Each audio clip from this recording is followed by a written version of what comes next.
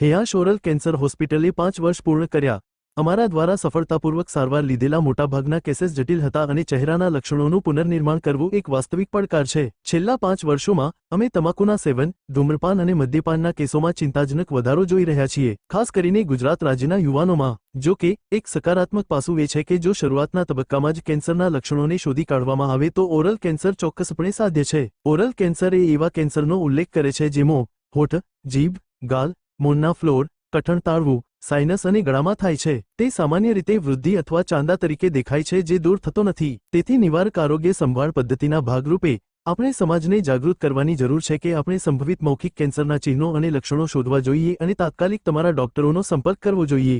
મોટાભાગે આપણે કેન્સરના એડવાન્સ તબક્કામાં દર્દીઓ મેળવીએ છીએ અને જ્યારે આપણે લાચાર બનીએ છીએ ત્યારે તે ખરેખર હૃદયદ્રાવક અને ભયાનક હોય છે। અમે દર્દીઓને ખૂબ કાળજી, બધી આધુનિક ટેકનોલોજી અને કલાકોની વ્યક્તિગત ભાગીદારીથી મદદ કરવા માંગીએ છીએ, છતાં અમે એમના જીવન બચાવી શકતા નથી, એવું હેયાશ ઓરલ કેન્સર હોસ્પિટલના નિષ્ણાત Smit A Desai, consultant oral cancer surgeon, MDS, OMFS, fellowship in oral oncology, AOMSI અને fellowship in head and neck oncology, FHNO એ જણાવ્યું હતું। તેમના તબીબી સફરના 6 વર્ષોમાં સ્મિથ એ દેસાઈએ અમદાવાદ, ભાવનગર, સુરેન્દ્રનગર, હિંમતનગર, વિસનગર, ધંધુકાના જાણીતા ઘણી બધી કોર્પોરેટ હોસ્પિટલો અને તબીબી સંસ્થાઓમાં સ્પેશિયલાઇઝ્ડ કન્સલ્ટિંગ ઓરલ કેન્સર સર્જન તરીકે પોતાના સેવાઓ આપ્યા અને પછી વર્ષ 2020માં એમણે હેયાશ ઓરલ કેન્સર હોસ્પિટલના સ્થાપક તરીકે, જે ગુજરાતની એક પ્રકારની આધુનિક અને સ્પેશિયલાઇઝ્ડ ઓરલ એન્ડ નેક કેર હોસ્પિટલ છે, એમની સ્થાપના કરી। 2000થી વધારે ફેમિલીને ટચ કર્યા છે, એટલે કે દર્દીઓને આપણે ઓપરેશન ટેબલ ઉપર સાજા કર્યા છે અને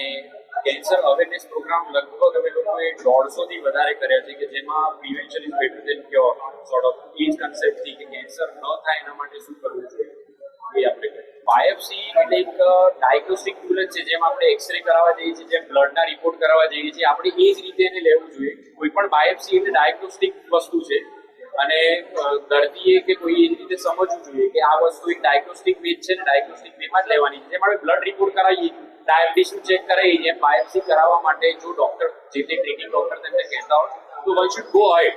બાયોપ્સીથી રોગ કદી વધે નહીં, એક મિથ છે કે બાયોપ્સી કર્યા પછી વધી ગયું, એવું નથી હોતું। બાયોપ્સીથી ડાયગ્નોસિસ વધે અને એના પછીની ટ્રીટમેન્ટ। પ્રિવેન્શન માટે સ્પેશિયલી આપણે ઓરલ કેન્સરની વાત કરીએ તો 7 પોઈન્ટ જે મેં તમને કહ્યા કે પહેલી વસ્તુ કે સવારે ઉઠીને જે આપણે દર્પણની અંદર મોઢું જોઈએ એમાં કોઈ પણ એવું ન રૂજાતું ચાંદું કે જે દુખતું નથી અને 21 દિવસથી વધારે છે, you just go and visit your doctor।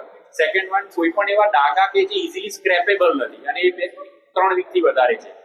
Third one, જીભમાં mobility ઓછી થઈ જાય, તમારી જીભ બહાર આવતી અંદર આવતી ઓછી થઈ જાય। ચોથી વસ્તુ, અવાજ ઘેરો થઈ જવો, બદલાઈ જવો। પાંચમી વસ્તુ, સડન મોઢું બંધ થઈ જવું, દાંત નાનું થઈ જાય, ફાઇબ્રોસિસ થઈ ગયું અને મોઢું બંધ થઈ ગયું। છઠ્ઠી વસ્તુ, ગાંઠ થવી ગળાની અંદર કોઈ પણ જગ્યાએ અને એ વધવી। ઓલ ઓફ સડન વેઇટ ઉતરી જવું 10 કિલોથી વધારે અને અવાજ ફૂંક ગળવામાં કે બોલવામાં કે એમાં કોઈને તકલીફ પડે। Those are the 7 signs you just.